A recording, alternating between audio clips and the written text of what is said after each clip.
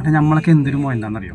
പക്ഷെ നമ്മളെ പറഞ്ഞിട്ട് കാര്യമില്ല, അപ്പുറത്ത് നിൽക്കുന്ന പാർട്ട്ണർ ഉണ്ടല്ലോ, അവർ നമ്മൾ മൊയന്താക്കുന്നതായിരിക്കും. അത്രയാണ്. പിന്നെ നമ്മൾ ആത്മാർത്ഥമായിട്ട് ഇങ്ങനെ പ്രണയിക്കും. ലാസ്റ്റ് ഇവരില്ല എന്ന് പറയുമ്പോൾ ഒരു അവസ്ഥ ഉണ്ട്. ആലോചിച്ചിട്ടുണ്ടായാലും അതും പറ്റിയിട്ടുണ്ടോ അങ്ങനെയൊക്കെ? ഒരു ദിവസം നമ്മൾ പ്രണയിക്കുന്ന പെണ്ണെ നമ്മളെ വിളിച്ചിട്ടില്ലെങ്കിൽ ഉണ്ടല്ലോ, നമ്മുടെ അവസ്ഥ എന്തായിരിക്കും?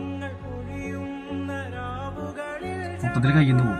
നമ്മളല്ല, അപ്പോൾ നമ്മളല്ല അതുണ്ടാവുക. രണ്ടാമത്തെ, നമ്മൾ അത്രത്തോളം സ്നേഹിക്കുന്ന പെണ്ണ് നമ്മളെ കൂടെ ഇല്ല ചെന്താട്ട് തീരെ ഉണ്ടാവില്ല എന്ന് വിചാരിച്ചെന്താട്ട്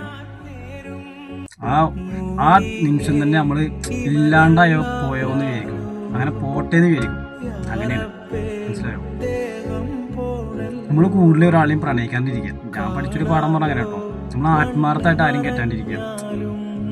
കയറ്റി കഴിഞ്ഞാണല്ലോ നല്ല പണിയെടുക്കുന്നു. ആരും അങ്ങനെ പറ്റിക്കാണ്ടിരിക്കുക. ഞാൻ ഇപ്പോൾ എക്സാമ്പിൾ കാര്യം പറഞ്ഞുള്ളൂ, ആരും അങ്ങനെ ചെയ്യാണ്ടിരിക്കുക. ആണിനെ ആണെങ്കിലും പെണ്ണിനെ ആണെങ്കിലും പറഞ്ഞ് പറ്റിക്കരുത്.